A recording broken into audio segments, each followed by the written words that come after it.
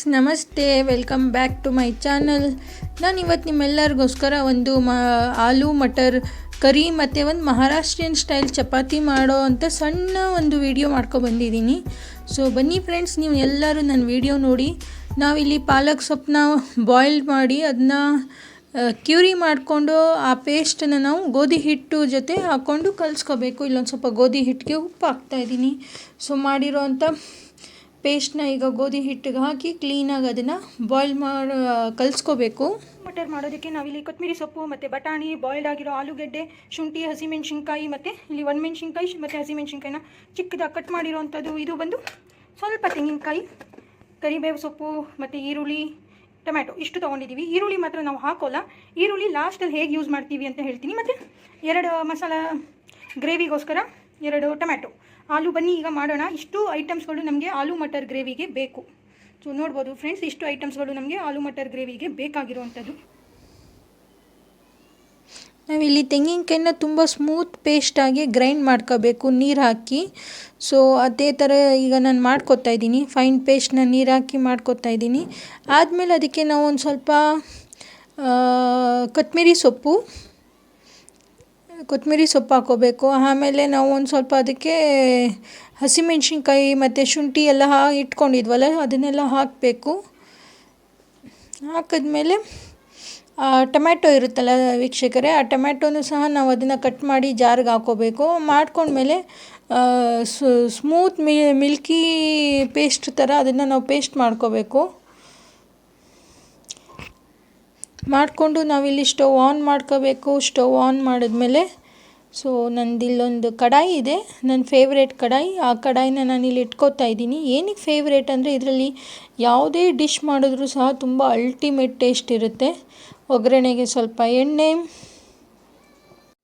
Hot ಆಯಿಲ್ಗೆ ಒಂದು ಸ್ವಲ್ಪ ನಾವಿಲ್ಲಿ ಸಾಸಿವೆ ಹಾಕ್ಕೋಬೇಕು. ಸಾಸಿವೆ ನಂತರ ಒಂದು ಸ್ವಲ್ಪ ಜೀರಿಗೆ ಹಾಕಬೇಕು. ಹೀಗೆ ಸಾಸಿವೆ ಜೀರಿಗೆ ಹಾಕ್ಕೋಬೇಕು. ಅದೊಂದು ಸ್ವಲ್ಪ ಚೆನ್ನಾಗಿ ಚಟಪಟ ಅನ್ನೋ ಟೈಮಲ್ಲಿ 1-2 ಒಣಮೆಣ್ಸಿನ್ಕಾಯಿ ಹಾಕ್ಕೋಬೇಕು. ಮತ್ತು ಸ್ವಲ್ಪ ಹಸಿಮೆಣ್ಸಿನ್ಕಾಯಿನೂ ಹಾಕ್ಕೋಬೋದು. ಸ್ವಲ್ಪ ಇಲ್ಲ, ತುಂಬ ಖಾರ ಆಗಿಬಿಡುತ್ತೆ. ಸ್ವಲ್ಪ ಹಸಿಮೆಣ್ಸಿನ್ಕಾಯಿ ಹಾಕ್ಕೋಬೇಕು. ಕರಿಪತ್ತ ಅಂದರೆ ಕರಿಬೇವಿನ ಸೊಪ್ಪು ಹಾಕಬೇಕು, ಹಿಂಗೆ ಹಾಕಬೇಕು. ಇಷ್ಟೆಲ್ಲ ಮಾಡ್ಕೊಂಡ್ಮೇಲೆ ಸ್ವಲ್ಪ ನಾವು ಅದಕ್ಕೆ ಅರಿಶಿನ ಹಾಕ್ಕೋಬೇಕು. ಹಾಕ್ಕೊಂಡು ಅದನ್ನು ಕ್ಲೀನಾಗಿ ಒಂದು ಕರ್ಚಿನಲ್ಲಿ ಅದನ್ನು ನಾವು ಅಳ್ಳಾಡಿಸ್ಕೋಬೇಕು. ಆಮೇಲೆ ನಾವು ಅದಕ್ಕೆ ಕಟ್ ಮಾಡ್ಕೊಂಡಿರೋ ಅಂಥ ಸಣ್ಣ ಟೊಮ್ಯಾಟೋನ ನಾವು ಚಿಕ್ಕದಾಗಿ ಕಟ್ ಮಾಡ್ಕೊಂಡಿದ್ವಲ್ಲ, ಆ ಟೊಮ್ಯಾಟೋನ ಹಾಕ್ಕೊಂಡು ಅದನ್ನು ಕ್ಲೀನಾಗಿ ಫ್ರೈ ಮಾಡ್ಕೋಬೇಕು.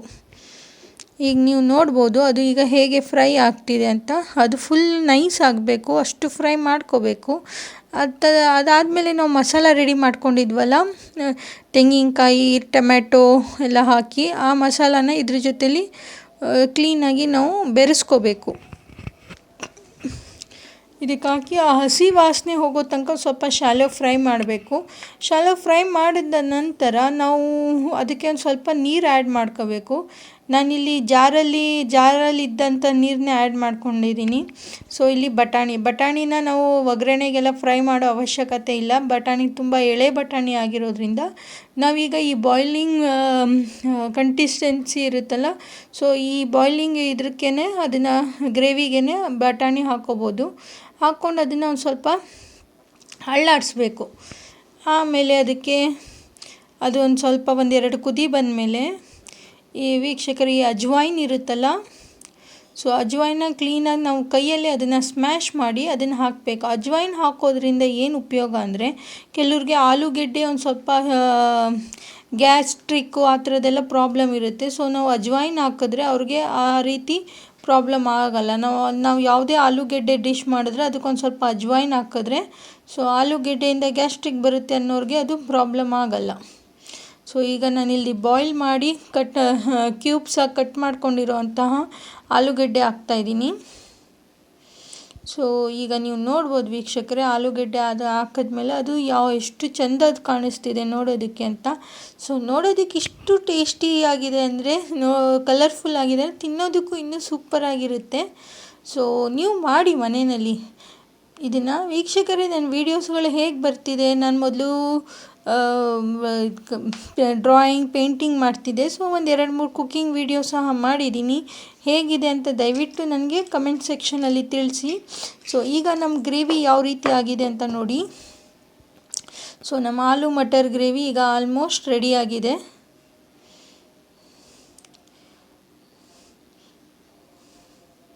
ಅದನ್ನು ಒಂದು ಸ್ವಲ್ಪ ಸ್ಲೈಟಾಗಿ ಅದನ್ನು ನಾವು ಬಾಯ್ಲ್ ಮಾಡ್ಕೋಬೇಕು. ಬಾಯ್ಲ್ ಮಾಡಿಕೊಂಡು ಆಮೇಲೆ ಅದನ್ನು ಸರ್ವ್ ಮಾಡ್ಬೋದು. ರೋಟಿ, ಪೂರಿ, ಕರಿ ಯಾವುದಾದ್ರು ರೈಸ್ ಜೊತೆಲೂ ಸಹ ತಿನ್ಬೋದು. ನಾನಿಲ್ಲೊಂದು ಸ್ವಲ್ಪ ಕೊತ್ತಂಬರಿ ಸೊಪ್ಪು ಹಾಕ್ತಾಯಿದ್ದೀನಿ. ಕೊತ್ತಂಬರಿ ಸೊಪ್ಪು ಗಾರ್ನಿಷಿಂಗು ಹಾಕೋಬೋದು, ರುಚಿಗೂ ಆಗುತ್ತೆ ಇದು. ಸೊ ಕೊತ್ತಂಬರಿ ಸೊಪ್ಪನ್ನ ಲಾಸ್ಟಲ್ಲಿ ಮಾತ್ರ ಹಾಕಬೇಕು. ನಾನಿಲ್ಲಿ ಚಪಾತಿ ಲಟ್ಟಿಸ್ಕೊತಾ ಇದ್ದೀನಿ. ಸ್ನೇಹಿತರೆ, ನಾನಿಲ್ಲಿ ಚಪಾತಿನ ಯಾವ ರೀತಿ ಲಟ್ಟಿಸ್ತಾ ಇದ್ದೀನಿ ಅಂದರೆ, ನಮ್ಮ ಮಹಾರಾಷ್ಟ್ರದಲ್ಲಿ ಯಾವ ರೀತಿ ಚಪಾತಿ ಮಾಡ್ತಾರೋ ಇದು ಆ ರೀತಿ ಚಪಾತಿ. ಇದು ಮಹಾರಾಷ್ಟ್ರೀಯನ್ಗಳಲ್ಲಿ ಲೇಯರ್ ವೈಸ್ ಚಪಾತೀಸ್ ಇರುತ್ತೆ. ನಮಗೆ ಎಷ್ಟು ಲೇಯರ್ ಬೇಕೋ ಅಷ್ಟು ಲೇಯರ್ ಚಪಾತಿ ನಾವು ಈ ಥರ ಮಾಡ್ಕೋಬೋದು.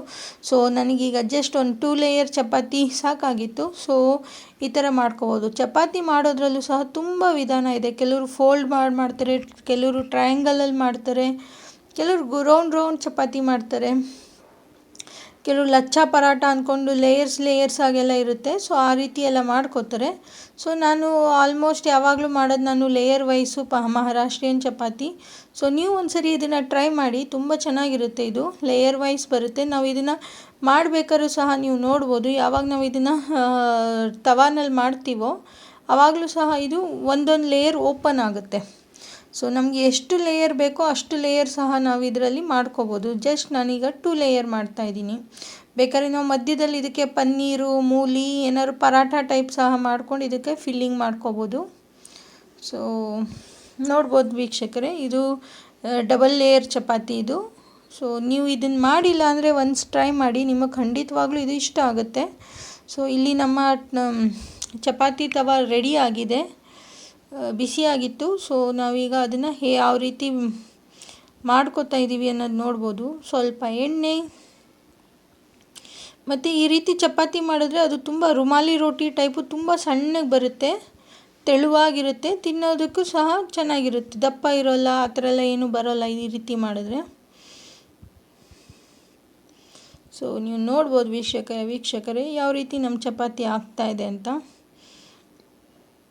1 by 1 ಇದೇ ರೀತಿ ನಾನು ಎಲ್ಲ ಚಪಾತಿಗಳನ್ನೂ ಮಾಡ್ಕೋತೀನಿ.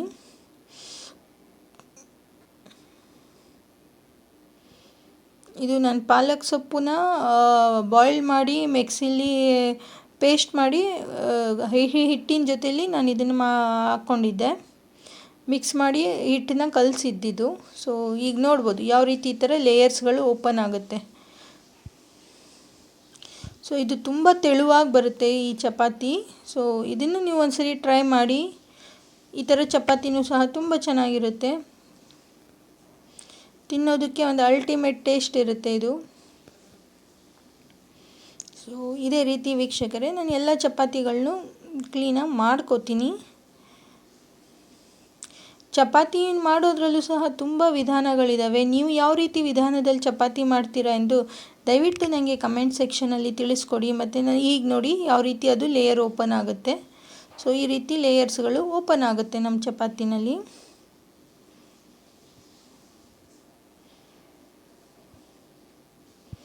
ಥ್ಯಾಂಕ್ ಯು ವೀಕ್ಷಕರೇ, ಇಲ್ಲಿ ತನಕ ನೀವು ನನ್ನ ಚಪಾತಿ ನೋಡಿದ್ರಿ, ಕರಿ ಮಾಡೋದು ಮತ್ತು ಚಪಾತಿ ಮಾಡೋದು ಹೇಗಿದೆ ಅಂತ. ದಯವಿಟ್ಟು ಇಷ್ಟ ಆದರೆ ಲೈಕ್ ಮಾಡಿ. ನೋಡಿದ್ರಲ್ಲ, ಇಷ್ಟೋ ತನಕ ನಾವು ಮಾಡಿದಂತಹ ಚಪಾತಿ ಮತ್ತು ರೆಸ್ಟೋರೆಂಟ್ ಸ್ಟೈಲಲ್ಲಿ ಒಂದು ಆಲೂ ಮಟರ್ ಮಾಡಿದ್ದಿದ್ದು ಅದು ಯಾವ ರೀತಿ ಬಂತು ಅಂತ. ಸೊ ನೋಡೋಕ್ಕೇನು ತುಂಬ ಚೆನ್ನಾಗಿದೆ ಅದು. ಸೊ ಮುಂದೆ ನೋಡೋಣ ತಿಂದ ಮೇಲೆ ಅದ್ರ ಟೇಸ್ಟ್ ಯಾವ ರೀತಿ ಬರುತ್ತೆ ಅಂತ. ಸೊ ಬನ್ನಿ ಫ್ರೆಂಡ್ಸ್, ಈಗ ನಾವು ಮಾಡಿರೋಂಥ ಆಲೂ ಮಟರ್ನ ನಾವು ತಿಂದು ಅದ್ರ ಟೇಸ್ಟ್ ಹೇಗಿದೆ ಅಂತ ನೋಡೋಣ. ಈ ರೀತಿ ಹಾಕ್ಕೊಂಡು ಸೊ ಆಲೂ ಮಟರ್ನ ಈ ರೀತಿ ಮಿಕ್ಸ್ ಮಾಡಿಕೊಂಡು ಹೀಗೆ ತೊಗೊಂಡು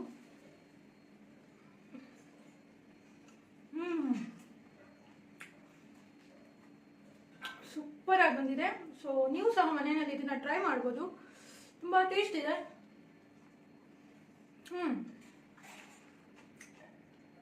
ಈ ರೀತಿ ಆಲೂ ಮಟರ್ನ ಜೀರಾ ಜೊತೆ ಫ್ರೈ ಮಾಡಿಕೊಂಡು ಬಾಯ್ಲ್ಡ್ ಮಾಡ್ಕೊಂಡು ತಿನ್ಬೋದು, ತುಂಬ ಚೆನ್ನಾಗಿದೆ. ಮತ್ತು ಪಾಲಕ್ ರೋಟಿ ಸಹ ಯಮ್ಮಿ ಯಮ್ಮಿ ಆಗಿದೆ. ಇಟ್ಸ್ ಆಲ್ಸೋ ನೈಸ್ ಇದೆ. ಇದನ್ನ ತುಪ್ಪ ಹಾಕೊಂಡು ತಿಂತಿದ್ರೆ ಅಲ್ಟಿಮೇಟ್ ಟೇಸ್ಟ್ ಇರುತ್ತೆ, ಸೂಪರ್ ಆಗಿರುತ್ತೆ. ನೀವು ಸಹ ಟ್ರೈ ಮಾಡಿ.